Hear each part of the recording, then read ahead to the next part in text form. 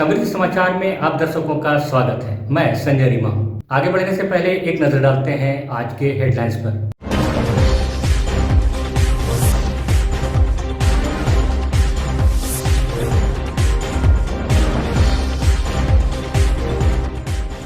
गांवा के भीमतरी जंगल में जाल में फंसे तेंदुए की हुई मौत। शनिवार रात को शिकारियों द्वारा बिछाए जाल में फंसा था तेंदुआ।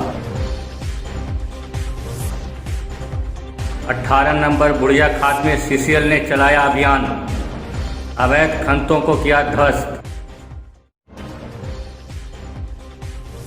FJCCI की हुई बैठक, व्यापारिक और जन समस्याओं पर की गई चर्चा। विधायक ने दिया अति शीघ्र निराकरण का आश्वासन। और विधायक आपके द्वार कार्यक्रम के तहत सदर विधायक सुधीर कुमार पहुंचे पचम्बा। जन समस्याओं को सुन जल्द समाधान की कही बात।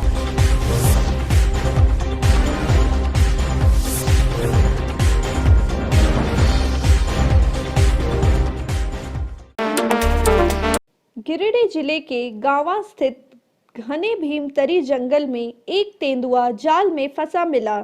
जानकारी के अनुसार जंगली सुअर को पकड़ने के लिए शिकारियों ने जंगल में जाल बिछाया था, जिसमें शनिवार की रात तेंदुआ फंस गया। सुबह यह खबर इलाके में आग की तरह फैल गई। आसपास के ग्रामीण मौके पर तेंदुए को देखने के लिए जुटने लगे। इधर थोड़ी देर बाद तेंदुए की मौत हो गई। बताया जाता है कि जाल में लगे कटीले तार में फंसने से तड़पकर तेंदुए ने दम तोड़ दिया। तेंदुए की मौत में वन विभाग की लापरवाही की बात सामने आ रही है। सूचना पर आए वन कर्मियों के द्वारा तत्काल रेस्क्यू शुरू हो जाता तो तेंदुए की जान बचाई जा सकती थी।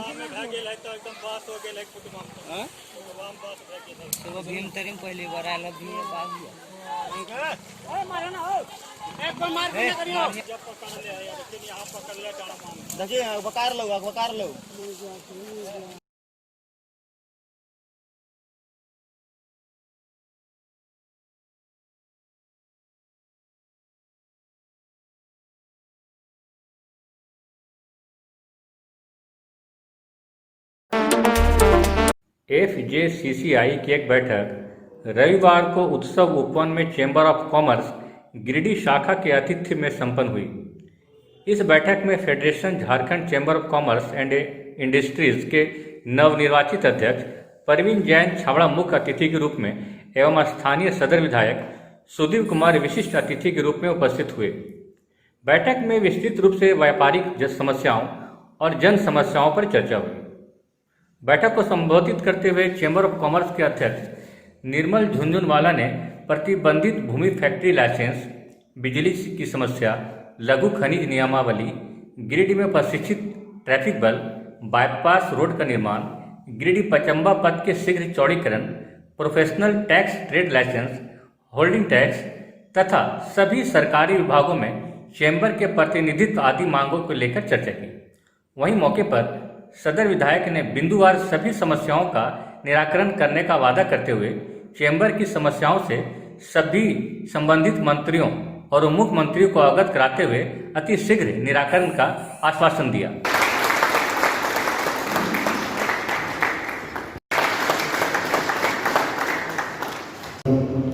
इसके लिए मैं आपको धन्यवाद करता हूँ। बतौर जनप्रतिनिधि लगभग 1 साल मेरा पूरा हो गया है। 23 दिसंबर को चुनाव के नतीजे आए थे, 31 दिसंबर को सरकार बनी थी और आज हम लोग 10 जनवरी में बैठे हैं। निश्चित रूप से ये एक वर्ष, गुजरा हुआ वर्ष कहीं न कहीं सिंहावलोकन के लिए, पूर्वावलोकन के लिए इस बात के लिए बातें करता है कि पिछले 1 वर्ष के दरमियान बतौर जनप्रतिनिधि मेरी भूमिकाओं के निर्वहन में कितनी ईमानदारी थी, मेरे द्वारा उठाए गए मुद्दे कितने ताकि परिणाम तक पहुँचे, मैं जनता की सेवा या समाज की सेवा में कितना बेहतर कर पाया। इन तमाम चीज़ों का वर्णन पूर्ण तो मैं करता हूँ, लेकिन मैं ये मानता हूँ कि बेहतर जज, बेहतर निर्णायक आप हैं। आप ही इस बात का आकलन करेंगे कि बतौर जनप्रतिनिधि 1 वर्ष के कार्यकाल में जनता की अपेक्षाओं को पूरा करने की दिशा में मेरे कितने ईमानदार प्रयास हुए, इसका आकलन आप भी बेहतर करेंगे।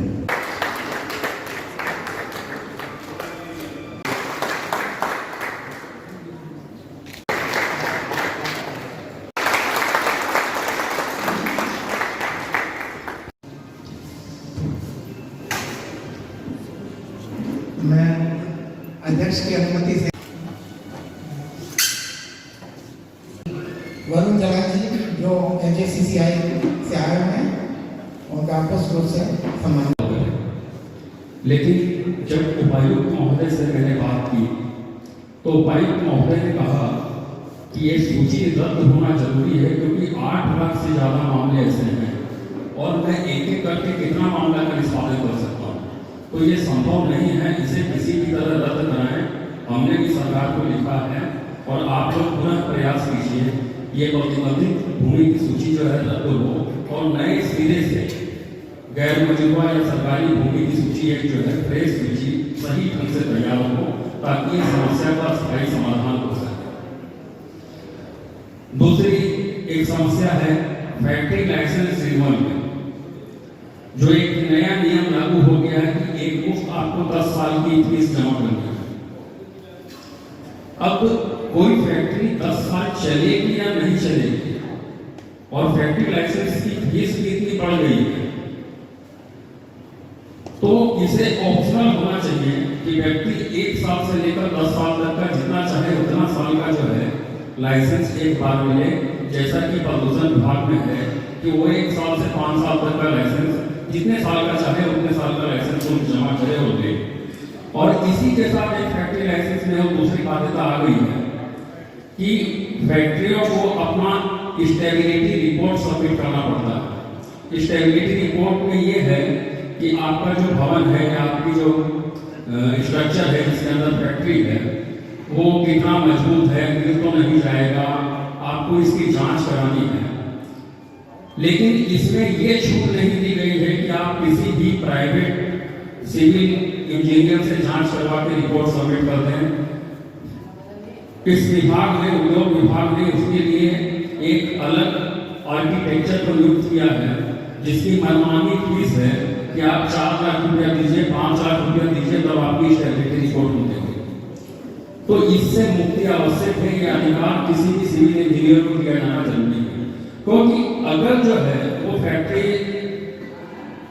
सरकार के ही नियुक्त अगर इंजीनियर के द्वारा स्टेबिलिटी रिपोर्ट दी गई और कल को अगर मान लीजिए वो फैक्ट्री की जो है वो स्ट्रक्चर गिर जाता है, कोई दुर्घटना हो जाती है, तो इंजीनियर को तो कोई जवाबदेही नहीं है, सारी जवाबदेही तो जो है फैक्ट्री मालिक पर है। तो क्यों नहीं इसको जो है सिविल इंजीनियर के ऊपर डाला जाए कि आप किसी भी सिविल इंजीनियर से जो है आप स्टेबिलिटी रिपोर्ट तैयार करके सबमिट करें और आपका उसके बाद रिन्यूअल का प्रोसेस आगे बढ़े। मुफस्सिल क्षेत्र के सीसेल में बंद पड़े कोयला खदानों में धड़ल्ले से अवैध उत्खनन कर कोयला निकाला जा रहा है। वहीं अवैध उत्खनन को रोकने के लिए सीसीएल और मुफस्सिल थाना पुलिस लगातार इन इलाकों में अभियान चलाकर अवैध कोयला खदानों को ध्वस्त करती आई है, लेकिन ये रुकने का नाम नहीं ले रहा है। रविवार को मुफस्सिल क्षेत्र के 18 नंबर बुढ़िया खाद इलाके में सीसीएल ने अभियान चलाकर अवैध खननों की डोजरिंग की। मौके पर मौजूद सीसीएल सुरक्षा प्रभारी ने कहा, अवैध उत्खनन करने वालों को चिन्हित कर कार्रवाई की जाएगी।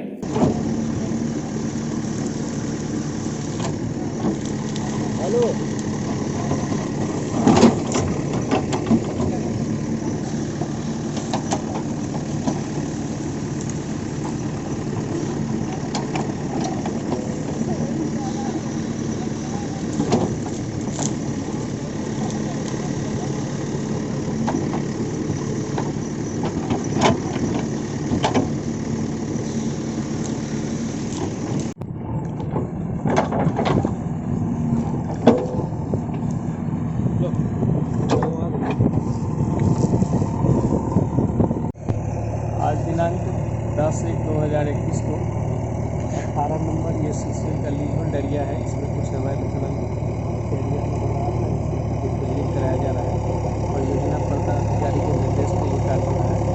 विगत 10-15 दिनों से कंटिन्यूस रोजगार का काम चल रहा है। माइल्स के आसपास बंद कर दिया गया है।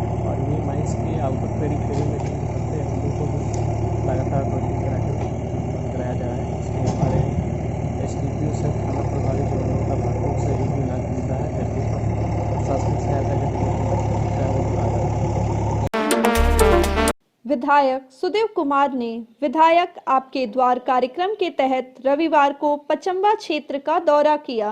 इस दौरान उन्होंने केडिया पट्टी, नर्मदा धाम, पेटिया टाड़ समेत पूरे पचम्बा क्षेत्र की समस्याओं को जाना और स्थानीय लोगों से वार्ता कर सड़क, बिजली, पानी आदि समस्याओं के जल्द निराकरण का आश्वासन दिया। मौके पर झामुमो नेता समेत नगर निगम के जेई, संवेदक, पीएचईडी के कर्मचारी, संवेदक, बिजली विभाग के एसडीओ भी मौजूद थे।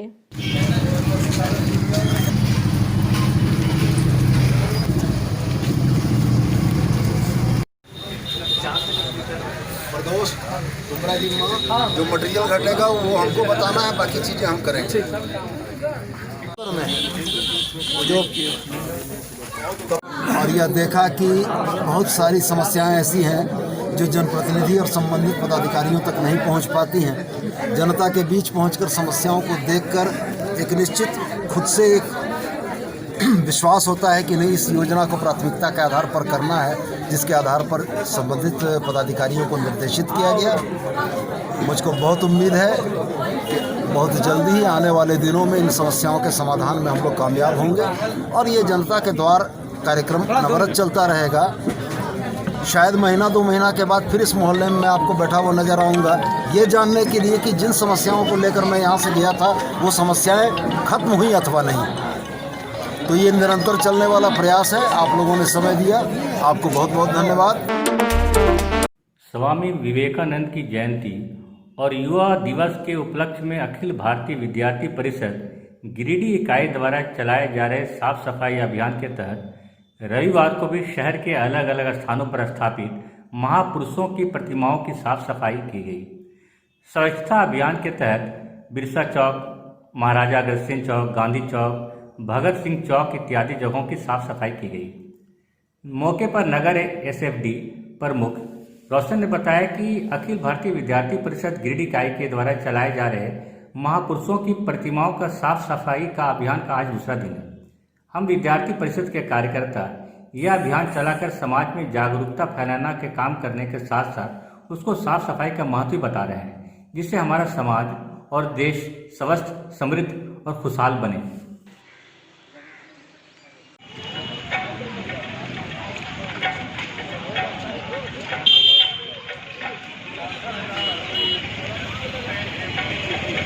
अखिल भारतीय विद्यार्थी परिषद के द्वारा एसएफडी प्रमुख द्वारा विभिन्न जिन महापुरुषों उनका जगह है वहाँ साफ सफाई, साफ सुथरा का काम किया जा रहा है। 12 जनवरी विवेकानंद जयंती द्वारा एवं युवा दिवस के अवसर पर गिरिडीह इकाई युवा शपथ काम किया जा रहा है, जिनके विभिन्न जगहों पर कल से ही हम लोग साफ सफाई कर रहे हैं। बरनवाल सेवा समिति गिरिडीह का जिला स्तरीय बैठक बरनवाल सेवा सदन में रविवार को किया गया। बैठक की शुरुआत समिति के अध्यक्ष लखनलाल बरनवाल ने बरनवाल जाति के आदि पुरुष महाराजा अहिबरन जी के समक्ष दीप जलाकर व माल्यार्पण कर किया। बैठक में जिला स्तर की कमेटी का गठन किया गया, जिसमें अध्यक्ष लखनलाल बरनवाल, सचिव अंबिका प्रसाद बरनवाल, कोषाध्यक्ष सुबोध कुमार बरनवाल, प्रचार प्रसार अरविंद बरनवाल, संरक्षक शिवराम निशांत, राजेंद्र लाल बरनवाल एवं इंद्रजीत लाल को बनाया गया। बैठक में सचिव राजेंद्र लाल बरनवाल ने जिले के विभिन्न प्रखंडों से आए बरनवाल बंधुओं का परिचय करवाया। बैठक में विभिन्न प्रखंडों में चल रहे सामाजिक गतिविधियों पर विचार विमर्श किया गया।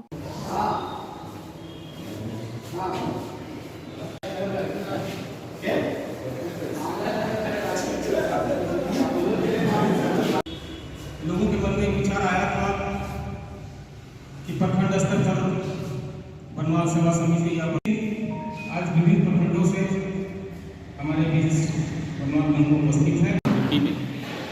जिला स्तरीय बरनवाल बंधुओं की एक बैठक हो रही है।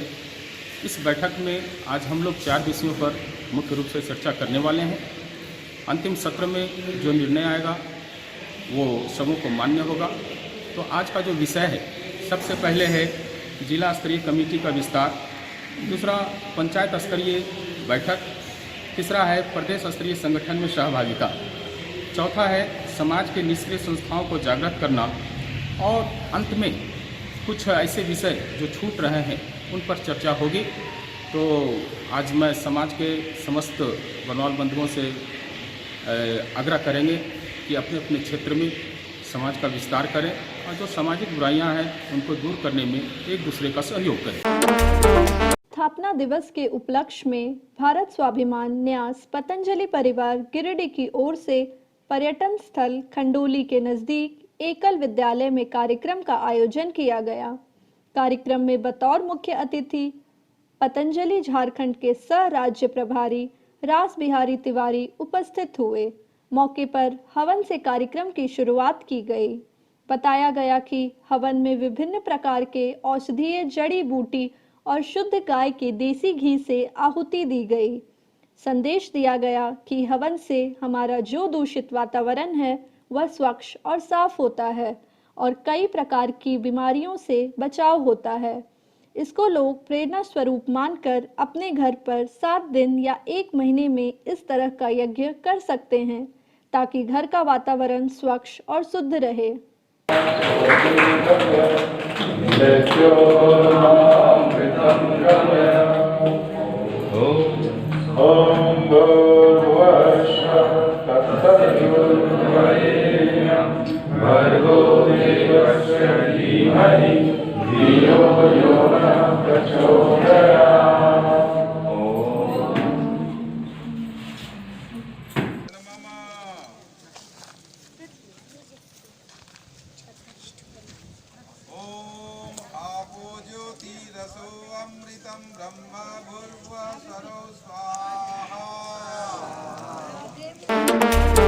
अंतर्राष्ट्रीय इनर व्हील डे के मौके पर इनर व्हील क्लब गिरिडीह के सदस्यों ने अपनी अपनी गाड़ियों को सजाकर महिला कार रैली निकाली। इनर व्हील क्लब की महिला सदस्यों ने कहा कि इस रैली का मुख्य उद्देश्य लोगों को महिला स्वास्थ्य, महिला शिक्षा, महिला आर्थिक स्वतंत्रता, महिला औद्योगिक प्रशिक्षण, पर्यावरण आदि विषयों पर जागरूक करना है।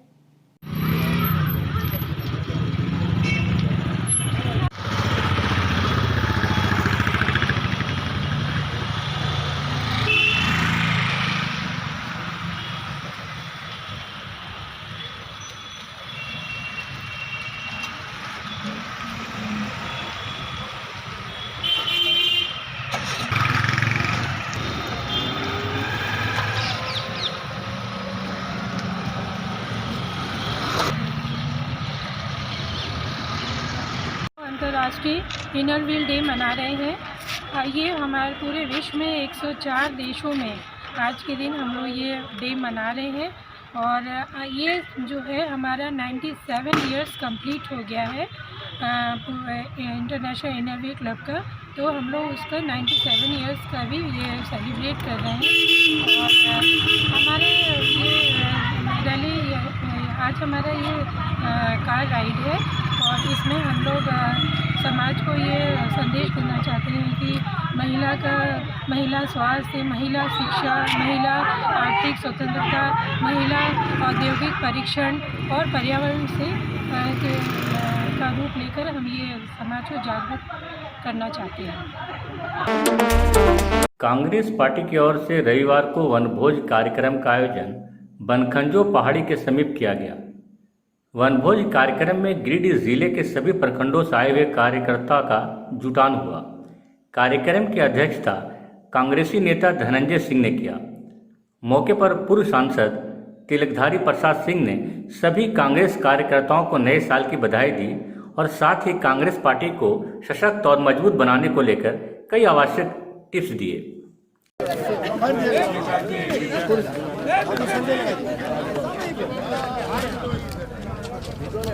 साल 2021 की शुरुआत हुई है, क्योंकि पिछला साल कोरोना काल में भयभीत पूरे देश के लोग भयभीत थे उस काल से।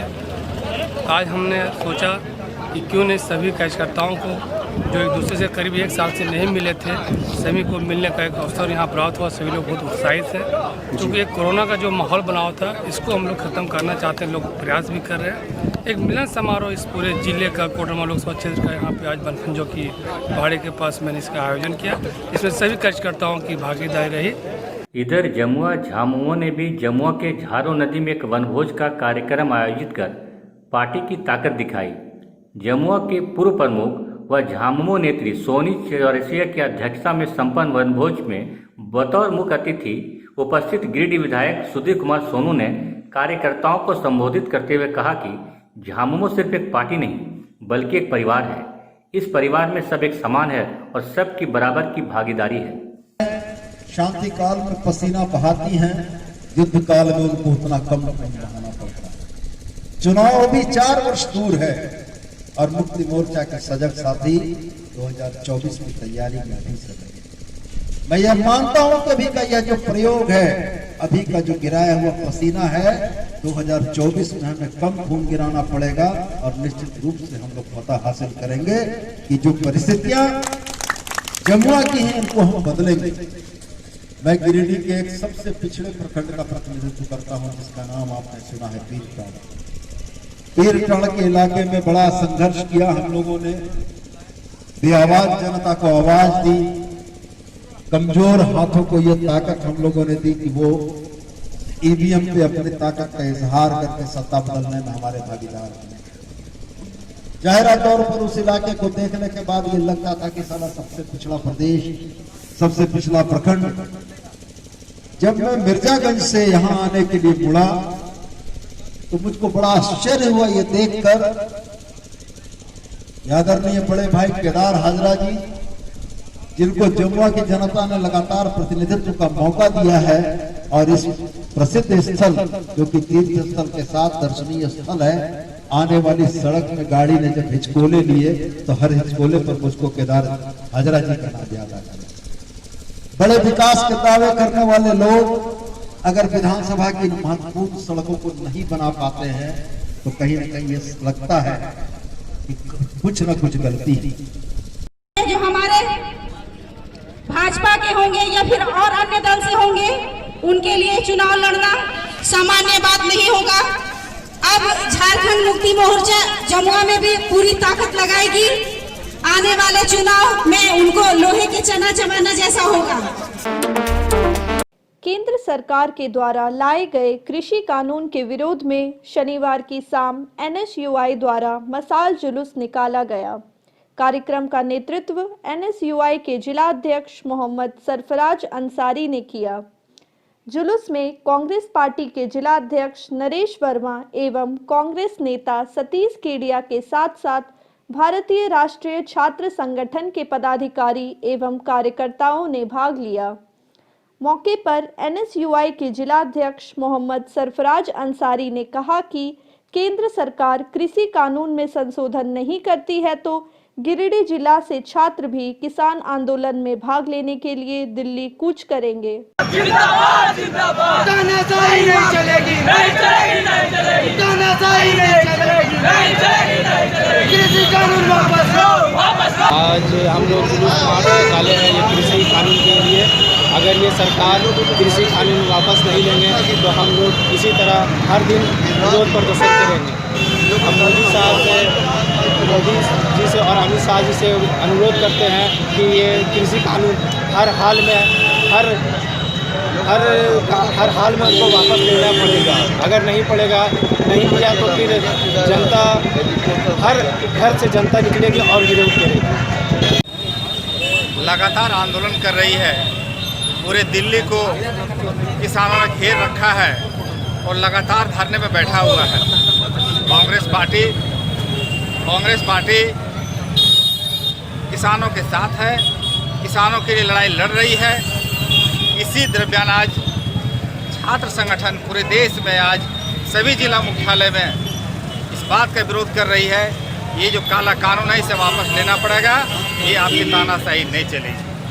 मोदी जी को समझना चाहिए, जब इस देश के किसान इस कानून को नहीं चाहते हैं तो पर थोपना क्यों चाहते हैं। कई जगह फोटो वायरल हुआ है, आप देखे होंगे कि अडानी और अंबानी जी के बड़े बड़े स्टोरेज बने हुए हैं, रेलवे लाइन ले जाकर वहाँ पहुँचाए हुए हैं।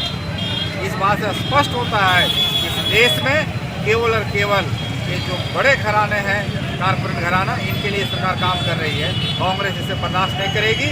आज इसी तहत छात्र संगठन ने यह आंदोलन का रूप अख्तियार किया है। ज़्यादा हो चुका है।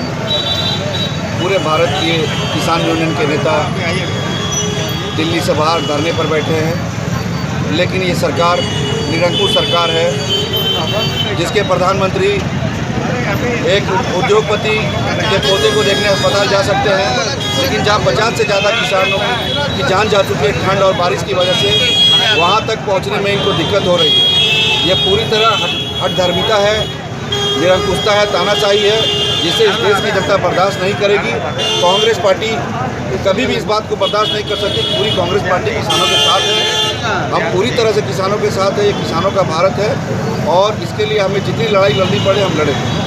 शिवाई खट्टा मैदान से टावर चौक तक कृषि बिल का विरोध करते हुए, किसानों का समर्थन करते हुए आई और किसानों के लिए कृषि कानून जो कि काला कानून साबित हुआ है, उसका विरोध प्रदर्शन की